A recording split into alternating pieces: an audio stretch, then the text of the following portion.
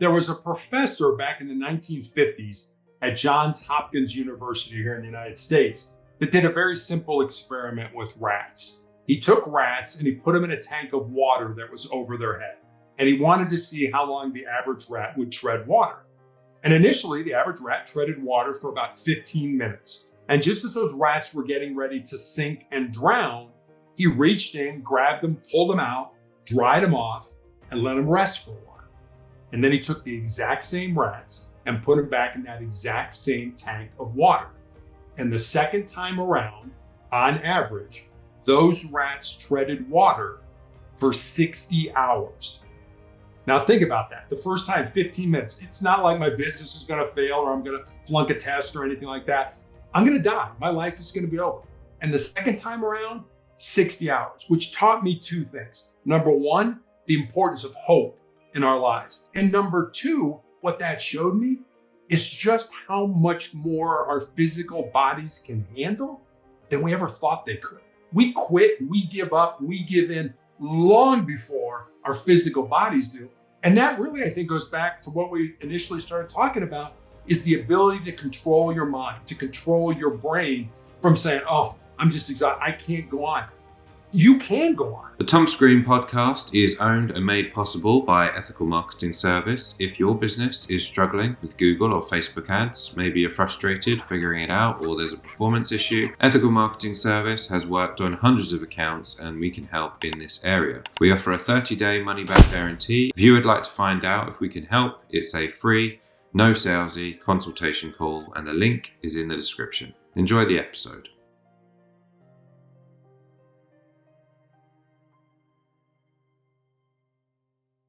Thomas Green here with Ethical Marketing Service. On the episode today, we have Terry Tucker. Terry, welcome. Thomas, thanks for having me on. I'm really looking forward to talking with you today. It is very much my pleasure. Would you like to take a moment and tell the audience a bit about yourself and what you do?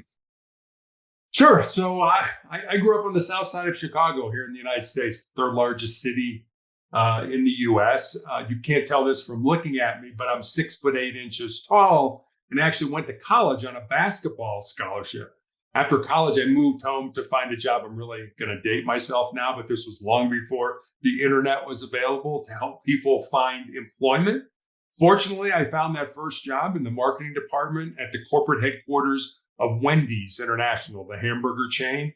Unfortunately, I lived with my parents for the next 3.5 years as I helped my mother care for my father and my grandmother, who were both dying of different forms of cancer. Professionally, as I said, started out at Wendy's. Then I made a change to hospital administration. And then I made a major pivot in my life and became a police officer. And part of what I did during my law enforcement career was I was a SWAT Team Hostage Negotiator. After law enforcement, I started a school security consulting business, coached girls high school basketball, became an author in 2020. But for the last 11 and a half years now, I've been battling a rare form of cancer, a rare form of melanoma. And then I guess just finally, my wife and I have been married for 30 years. We have one child, a daughter who's in the military here in the United States. And really my purpose now is to just put as much goodness, as much positivity, as much motivation back into the world as I possibly can with whatever time I have left. Well, thank you for the introduction. There's multiple things that I want to ask you about. Based on that, and we go in order of how you revealed them. That I don't think I've ever spoken to a SWAT team hostage negotiator before. I know it might not be current in terms of how long ago, but what was that like, and what did you learn from it? It was a great experience. I wanted to be on the SWAT team because usually in law enforcement, the SWAT team are usually the best officers with the best training and the best equipment. And I always wanted to be the best in my life. So I was a police officer at the time. They had an opening on the negotiating team. And for those who don't understand how SWAT is sort of configured, there's usually two groups. There's the tactical officers. Those are the men and women with all the toys and the guns and the armored cars and things like that. And then there are the negotiators. And we used to joke with the tactical team that if we did our job right, you didn't get to use all your toys and things like that. So there happened to be an opening and I put in for it. There was physical fitness part of it. You had to do so many push-ups, sit-ups, and a run. You had to meet with the psychologist. You had to meet with the command staff, and then you had to meet with the team. And it was an all or nothing thing. If one person on the team said no, then you didn't get on. And so I was lucky enough to be selected to be part of the team. And Thomas, I'll never forget my very first negotiation practice. We used to practice by doing scenarios. We worked with the psychologist who would put scenarios in place, and then we would practice. And it was a simple scenario, a hostage that was taken by a hostage taker behind a locked door. I spent the entire time talking to the hostage. And after it was done, they were like, you do realize that you were supposed to talk to the hostage taker to get the hostage out. I said, yeah, I realized that. I guess I got a lot to learn. So that was one of the biggest things I learned was communication and how we communicate. And I'll give you this formula. And this is, they gave it to us when I first started. If I can remember it, it was 738-55. And it had to do with how we communicate. 7% are the words that we use. 38% is the tone of voice that we use with those words. And then 55% of how we communicate a message is our body language or facial expressions. So as a negotiator, I didn't have that 55% because obviously I'm not in the room with the person who's barricaded themselves or has a gun or something like that. So I didn't have the luxury of saying something and see the person, kind of roll their eyes like, oh, what an idiot. I can't believe he asked me that. And so we had to figure things out, certainly based on what people were saying, but also what they weren't saying and how they were saying it. And do you still use some of those skills that you learned? I do. I think, the overarching theme of what we did involved trust. Now, we were trying to develop a trusting relationship with an individual that we didn't know. And certainly sometimes we had no idea why we were there, why the person did what they did. And so, you're going down rabbit holes. You're trying to figure this stuff out, but you're also trying to build trust. And one of the things we did was called tactical empathy. Help me to understand where you're coming from. Not necessarily agree with you. I mean, if you're a homicide suspect that just shot 3 people, I'm not going to say what you did was right, but help me to understand what you did. And so building that tactical empathy, using parroting or mirroring today, I think they call it, where you say the last either a couple words or the most important thing the person said just back to them, and using a curious type of voice. That was one big thing they always said. Be curious. We didn't ask why questions because why sounds accusatory. Well, Thomas, why did you do that? Ooh, wait a minute. Is he accusing me of something? I can get to the same information if I say, well, Thomas, what got us to this point? I'm going to get the same information. So we would use how and what questions. They were softer. They didn't sound as accusatory. So that was another big part of it. But the parroting part was, I'm going to say the last 2 words that you said back to me, and then I'm going to go silent for at least 5 seconds. And we don't like silence when we're communicating. So the person would start to fill the silence that I would leave there. That would get them talking. That would get them burning off more emotional energy. And eventually, when they got to a rational point, which was usually hours into that negotiation, that's when we could talk about letting the hostage go or coming out, putting the gun down, things like that. And do you remember your first, when you were actually sent out, your first time? What was that like? I do. I'll tell you the story real quick. So it was an individual who wanted to commit suicide. And this started at like 8:00 at night. And he slit his wrist, and that didn't work. And for some reason, he thought turning the gas in his stove and putting his head in the oven would work. Well, that didn't work either. And then he called one of his relatives. And thank God the relative called the police. We get there, and I'm talking to him. It's probably 1:00 in the morning now. And we talked for a couple hours. He had a gun. And so he was going to shoot himself. And about 3:00 in the morning, he was like, Terry, I'm tired. I just want to come out. And I'm like, yeah, please come out. I'll come down to the scene. We'll talk face to face.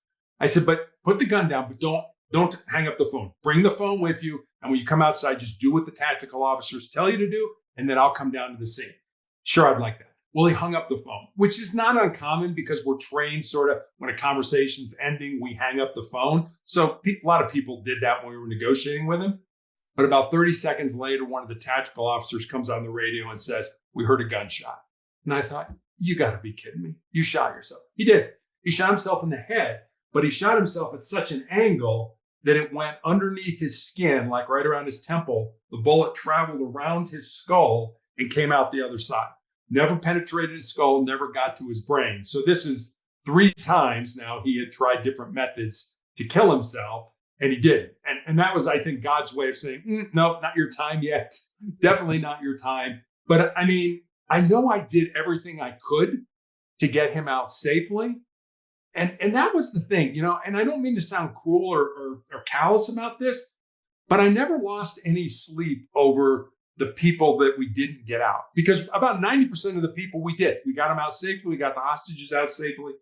But about 10% of the time, the people made the decision. I mean, if you were a homicide suspect and you knew you were caught and you were going to spend the rest of your life in prison, some of these people were like, no, I'm not doing that. I'm just going to go out now. And so they would shoot themselves. And that didn't happen a lot, but it happened enough. But I never lost any sleep over it. And I'll tell you why. 1, I knew I did everything I could to get that person out safely.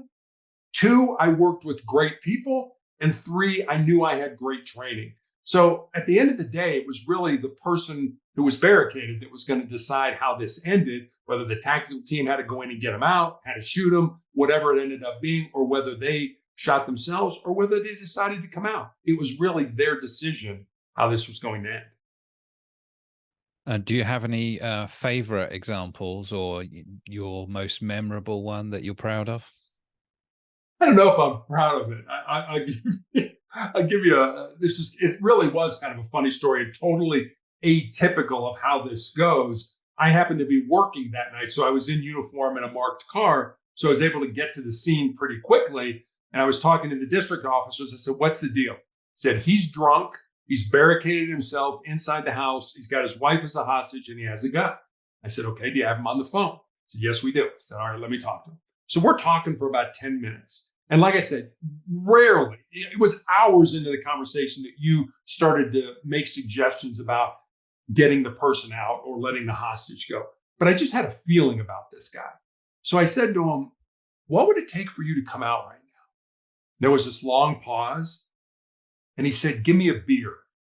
And I was like, "Well, if I gave you a beer, do I have your word that you would let your wife go and that you would come out?" He said, "Do I have your word I could drink it?" I said, "Yes, you absolutely have my word." He said, "Then I'll let my wife go and I'll come out." I said, "Okay." I said, gave $5 to one of the district guys. I said, "Get down to the store, buy a beer." Tactical team put the beer on the front porch. I called them back and I said, "Your beer's on the front porch, but you don't get it until your wife comes out and you come out with your hands up." He said again, "Do I have your word that I can drink it?" I said, "You absolutely have my word you can drink it." All of a sudden, the front door flies open and here comes his wife. Here he comes with his hands up. We handcuff him, let him drink his beer, and off to jail he went. And Thomas, that's a funny story and it really happened. But what it illustrates is the importance of trust. And one of the things that people would say to us would be, "Okay, I'll come out, but you got to promise me that I'm not going to go to jail." And we would have to say, "Well, I'm sorry, when you do come out, you are going to go to jail." And then we would try to deflect the conversation into something that was more positive.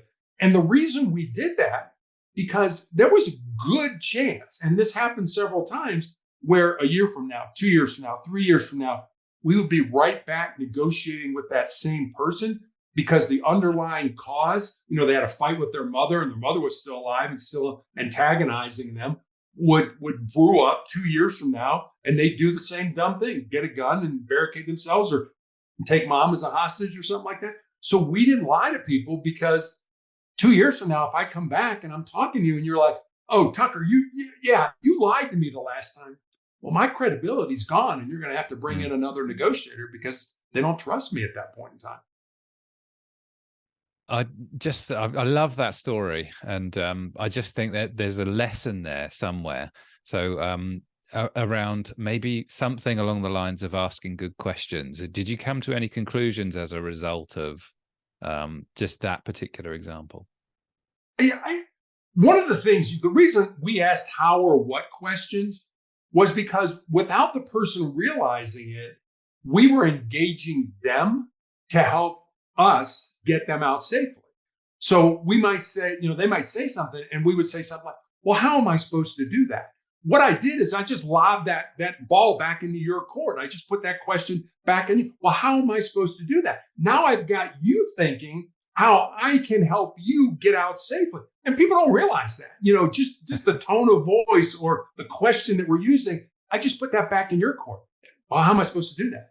Now I want you to come up with a reason or a decision on how I am supposed to do that. That's technically my job, but engaging other people to help us get them out safely was really the reason we used those how and what questions, because we didn't, like I said, a lot of times we didn't know why we were there. We didn't know what was going on. You do as the hostage taker or the barricaded person. So by me asking you a simple, innocuous question, well, how am I supposed to do that? Now I just got you to help me.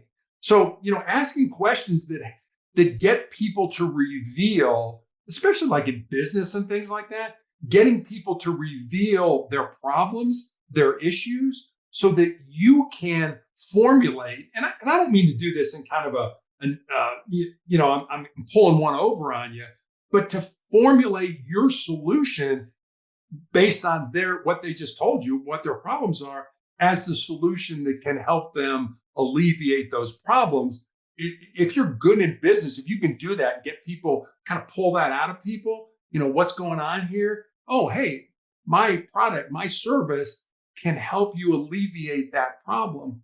Man, think how much money you could make if money was what motivated you, but think how many sales you could get because you're getting people to reveal things just based on the questions that you're asking. It's a great answer. And I hope you don't mind me touching on that. I just think it's a No, not at fascinating. all. You look back on it fondly that time? I do.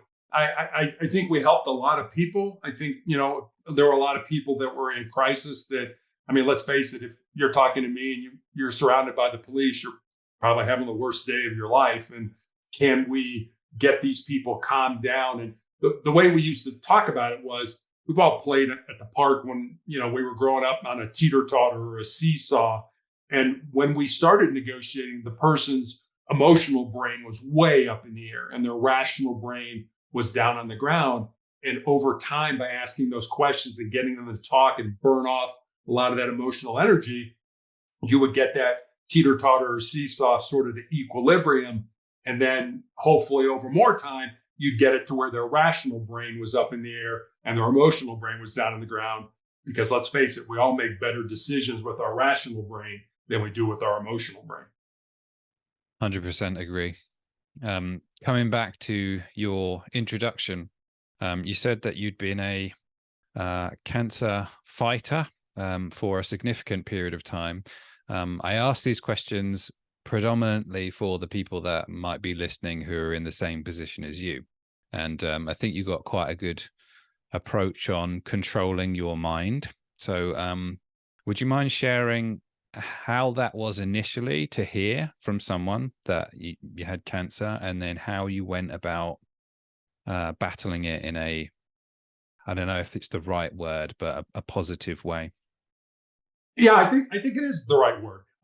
So back in 2012, I was coaching girls high school basketball, and I had a callus break open on the bottom of my foot, right below my third toe. And initially didn't think much of it because as a coach, you're on your feet a lot. But after a few weeks of it not healing, I went to see a podiatrist, a foot doctor friend of mine, and he took an x-ray and he said, Terry, I think you have a cyst in there and I can cut it out. And he did. And he showed it to me. It was just a little gelatin sac with some white fat in it, no dark spots, no blood, nothing that gave either one of us concern. But fortunately or unfortunately, he sent it off to pathology to have it looked at. And then 2 weeks later, I get this call from him. And as I mentioned, he's a friend of mine. And the more difficulty he was having telling me what was going on, the more frightened I was becoming. Until finally, he just laid it out for me. He said, Terry, I've been a doctor for 25 years, and I have never seen the form of cancer that you have. You have this incredibly rare form of melanoma. And most people think of melanoma as too much exposure to the sun. It affects the melanin, the pigment in their skin. This is a rare kind that has nothing to do with sun exposure. that appears on the bottom of the feet or the palms of the hands. There's also an even rarer form of melanoma that appears in your mucous membrane, so in your nose or your mouth or something like that, but it's still melanoma. And he recommended I go, because it was so incredibly rare, to MD Anderson Cancer Center, one of the certainly best cancer hospitals we have in the United States. And when I went there, they told me this was a death sentence. They're like, we don't have anything to offer you. Melanoma is pretty much a death sentence. We can offer you surgery. So if it's somewhere that it pops up that we can cut it out, we will do that. But we have no drugs, no therapies that we can offer you. So I thought, well, maybe I can turn a death sentence into a life sentence. And don't get me wrong. I mean, Thomas, when I got diagnosed, I went through all the stages that we would probably associate with grief. First it was denial. I can't possibly have cancer. I've done everything right in my life. And then I got angry. I can't possibly have cancer. I've done everything right in my life. And then there was our daughter was in high school at the time. There was sort of a bargaining with God of, look, just let me live long enough to see her graduate from high school. And then I absolutely got down. I got depressed. And then I got to a point where this sucks, but I'm going to have to embrace the suck, for lack of a better term. I don't like the cards that I've been dealt. I'm going to have to play these cards to the best of my ability. And I made a decision early on. I'm never going to take out my misfortune on a doctor, on a nurse, on a therapist, a technician who's trying to help me, who's trying to get me better. But I've seen so many people do that. They're scared, they're anxious, and they just lash out at doctors or nurses or things like that. And I know why. I had I'll end it with this story. I still am treated every 3 weeks. I have tumors in my lungs now. And so I go to the hospital, and the first thing I have to have is blood. So I'm usually there at 6 o'clock in the morning with the receptionist who opens the lab. And I remember her saying to me one day, because I always ask her, how was your weekend? What did you do? And things like that. And she said to me, she said, you're always so kind, so nice to me. You asked me about my weekend.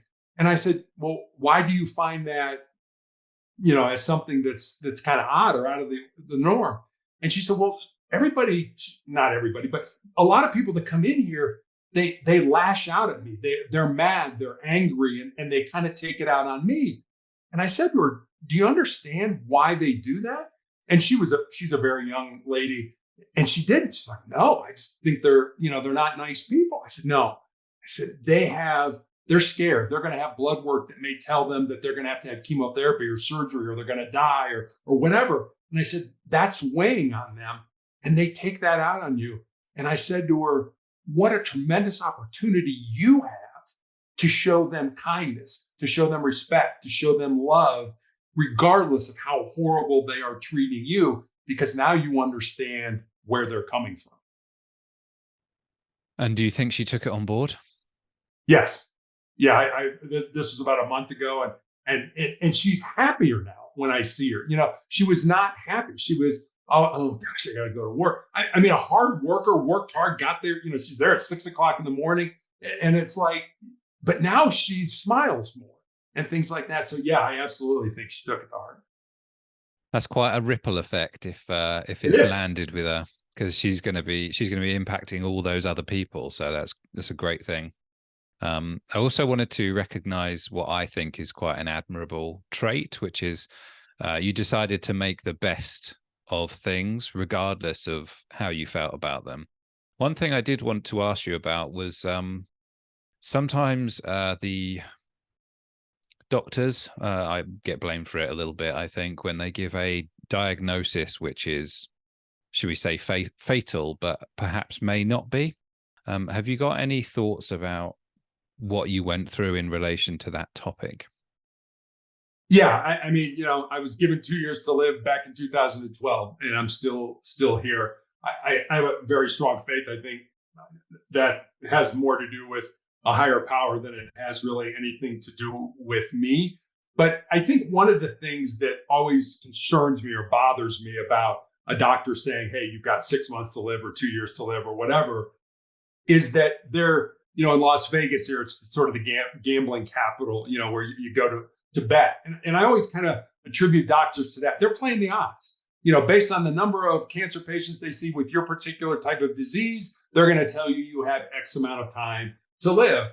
And what the doctors don't know, they don't know your heart. They don't know your mind. They don't know your soul. They don't know that next summer your kid's graduating from college and by God, you're going to be there. Or next spring, your daughter's getting married and you're going to want to walk her down the aisle. And you're going to be there. You're going to do that.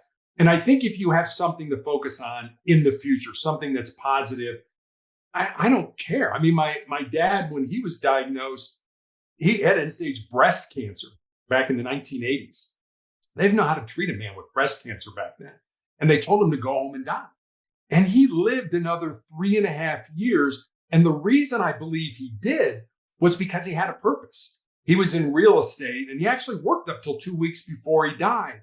And I sort of tucked that in the back of my mind and said, when it's my turn, sort of in the barrel, so to speak, that I need to have a purpose. I need to have something to do other than sit around and say, oh, woe is me. This is terrible. I'm going to die, But I've seen that. I've seen people that have just turned their lives over to a doctor, somebody with a bunch of initials after their name, and said, whatever he or she says, that's what I'm going to do. And they're dead in 2 years. I want my life based on the decisions that I made, not on the ones that I didn't make or that others made for me. And so I ask a lot of questions of my doctors. I read, I research. I'll give you an example. I am treated at a university setting, a university hospital. And so I have an oncology pharmacist. And I read a report that these two doctors in Portugal were experimenting with DHA, the fatty fish oil that's supposed to be good for your heart. And they found that it acted like a Trojan horse in cancer patients, that the cancer cells took up the DHA and it killed them. So I'm like, oh, great. So I reach out to my pharmacist. I'm, look, I want to take DHA. Do you have any problem with that? And she said, well, let me research it and I'll get back to you. About a week later, she calls me back and said, Terry, we don't want you to take it. And here's why. You had a blood clot in your lung as a result of some therapy you had in 2017. You're on a blood thinner. DHA thins your blood even more. So you could be susceptible to bleeding. So we don't want you to take it. Well, that made sense to me. And that's what I always say to my doctor. If you can explain to me, not in medical terms, but why as just a regular guy, we're going to do this, or you recommend this therapy, then I'm much more likely to go along with it than we'll just do what I tell you to do, or that's the way the standard protocol or something like that. No, explain it to me. Explain why we're doing this, because I want to be part of my own healthcare. I want to make decisions that, no, I'm not going to do that. Or yes, I am going to do that and I'm going to supplement it in this way or whatever it is. So I want to be involved in my own healthcare. I know a lot of people don't, but for me, it's something that's just critically important on the way I'm wired, that I want to be part of this. I just don't want to be a participant in it. It's a great answer. And I think a lot of it would actually suit the next question. But if there's anything in addition, I just wanted to check. And that is someone may find this and they may be in the position in the sense that they have just been told, you have cancer and they're dealing with that. So if you could share some advice based on your experience, what would you tell them? I'd probably tell them this story that I'm going to tell you. So there was a professor back in the 1950s at Johns Hopkins University here in the United States that did a very simple experiment with rats. He took rats and he put them in a tank of water that was over their head. And he wanted to see how long the average rat would tread water. And initially, the average rat treaded water for about 15 minutes. And just as those rats were getting ready to sink and drown, he reached in, grabbed them, pulled them out, dried them off, and let them rest for a while. And then he took the exact same rats and put them back in that exact same tank of water. And the second time around, on average, those rats treaded water for 60 hours. Now think about that. The first time, 15 minutes. It's not like my business is going to fail or I'm going to flunk a test or anything like that. I'm going to die. My life is going to be over. And the second time around, 60 hours, which taught me two things. Number one, the importance of hope in our lives. That if you know you're doing the right thing, whatever it is, whether it's an illness, whether you're starting a business, whether you're in school, whatever it is, if you have those good habits and you know you're doing them, maybe not today, maybe not this month, maybe not even next year, but at some point in time, you will more than likely see benefit if you're doing that. So hope is number one. And number two, what that showed me is just how much more our physical bodies can handle than we ever thought they could. We quit, we give up, we give in long before our physical bodies do. And that really, I think, goes back to what we initially started talking about, is the ability to control your mind, to control your brain from saying, oh, I'm just exhausted, I can't go on. You can go on. I have a good friend of mine who works with my wife, who's a former Navy SEAL. That's a part of the military here in the United States, some of the toughest people in the world. And the SEALs have what they call their 40% rule, which basically says, if you're done, if you're at the end of your rope, if you can't go on, you're only at 40% of your maximum. You still have another 60% left in reserve to give to yourself. So this is a long-winded answer to your question, and I apologize, but it really is, when you get to that point, I just can't go on. Understand you're only at 40% and you still have another 60% left to give to yourself. I love that. And yeah, I love the mentality. One more question, if I may. And it's around the not necessarily from the perspective of the patient, but the family member of the patient. Because I think that, I don't know if it's a discussion that we have around how you should be in that instance, but as a result of you going through that experience, how would you recommend people who are family members of cancer patients or someone who's just been diagnosed, what would you share with them in terms of advice? I'll share a quote from Winston Churchill, and then I'll tell you a story. And I love this quote. Churchill, during World War II, said, if you're going through hell, keep going. You're going to go through hell. I think it's so much easier as the patient to take on the physical pain as well as the emotional pain, whereas the family just pretty much takes on the emotional pain of what's going on and having to deal with these things. I had my leg amputated during COVID in 2020. Also, when I found out I had these tumors in my lungs, and I was 8 years into this cancer fight. And my oncologist said, I want to put you on chemotherapy. And I looked at him and I said, is it going to save my life? He said, probably not, but it might buy you some more time. And I said, well, if the outcome is going to be the same, whether I take chemo or I don't take chemo, I think I'd rather be as healthy as I can to go through this. I said, but I'll go home and talk to my family. And so I go home, and I have two brothers and my mother's still alive, but it's pretty much my daughter and my wife and I.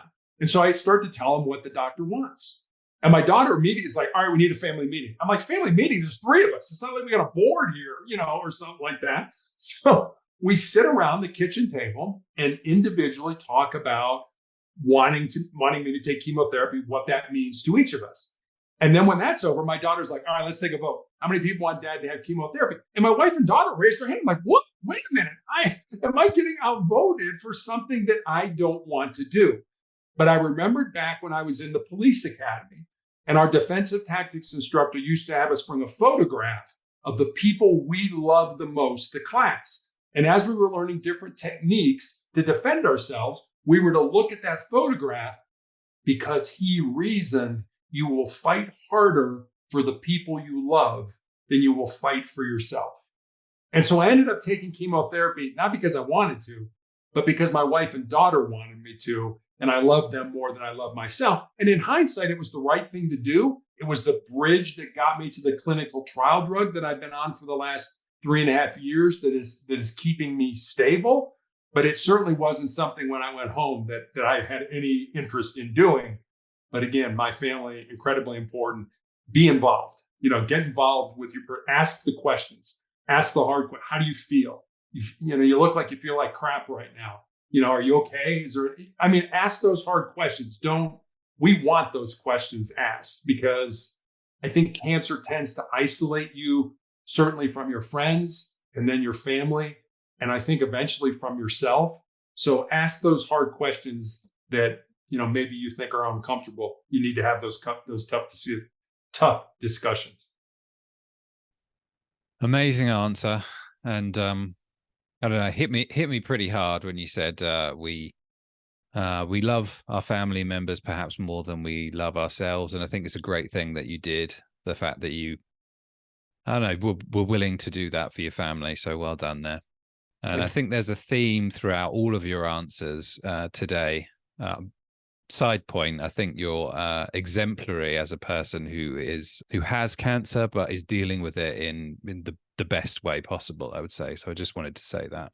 Thank you. But throughout every answer you've given, I kind of feel like you've got great mindset or mentality. And the question is, why?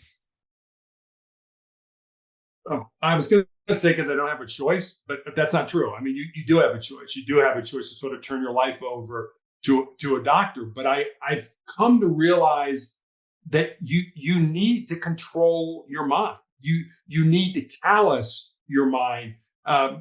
There's a healthcare organization here in the United States called the Cleveland Clinic, and they did a sort of a study on our brains, on our thoughts, and they came to the conclusion that on any given day we have 60 to 70,000 thoughts that pass through our mind, most of which we don't pay attention to.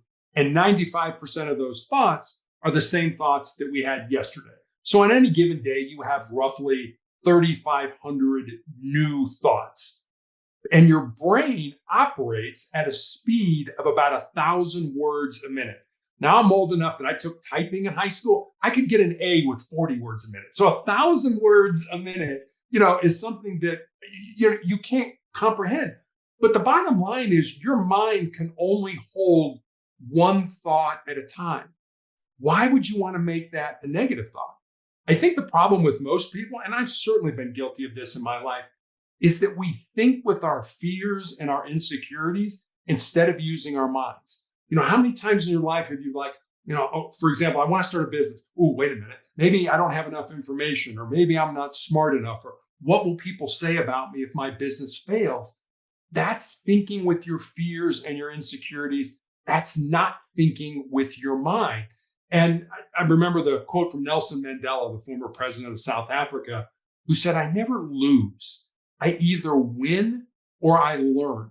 So what can you learn, from tragedy, from misfortune, from making mistakes? If you can learn from that and apply that to your life, I think that's something that a lot of people can do but choose not to do.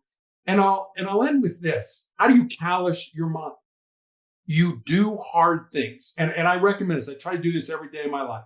Do one thing every day that scares you, that makes you uncomfortable, that is potentially embarrassing for you. It doesn't have to be a big thing. But if you do those small things every day, when the big disasters in life hit us, and they hit all of us, we get let go from our job, we break up with our boyfriend or our girlfriend, we find out we have a chronic or a terminal illness, you'll be so much more resilient to handle those things when they come about. So it's pretty simple. I need to clean the house today. I don't want to clean the house. Clean the house. I need to study for that test. I don't really want to study for that test. Study for that test. Oh, I need to stay late and contact this client about a potential sale. I really want to do that. Stay late and contact that client. Do things you don't want to do, because that will callous your mind. It will get you outside your comfort zones. And when you're outside your comfort zones, that's where you can grow as a human being. Great answer. And well, I love the whole conversation. I think you're a very inspirational person. Is there anything that I should have asked you about today? I'll end it. I'll end with a final story. I had a nurse recently ask me, what was it like to have your foot amputated in 2018 and your leg amputated in 2020? And I told her it hasn't been easy. When you're 6'8", learning to walk again, falling is not an option. You kind of get hurt from this height. So got to be a little more careful with that. But what I told her was, cancer can take all my physical faculties, but cancer can't touch my mind. It can't touch my heart, and it can't touch my soul. That's who I am. That's who you are, Thomas. That's who everybody who's listening to us is. And we spend so much time on our physical bodies. We go to the gym, we eat right, we get enough rest, we reduce stress. And I'm not telling you not to do that. You absolutely should do that. But what I am suggesting is maybe every day, spend a little more time working on who you are, that heart, that mind, that soul. We know this body is going to die at some point in time. We know it's going to decay and go away. But I think our heart, our mind, and our soul, I think those things are eternal. They will live on. And I don't think we spend nearly as much time working on them as we probably should.